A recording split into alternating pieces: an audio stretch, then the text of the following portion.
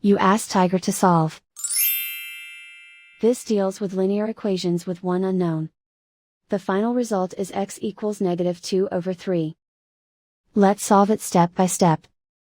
Isolate the x. Multiply both sides by inverse fraction 8/3. Group like terms.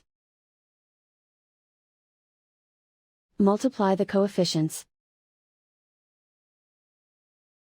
Simplify the fraction. Multiply the fractions. Simplify the arithmetic. And so the final result is x equals -2/3.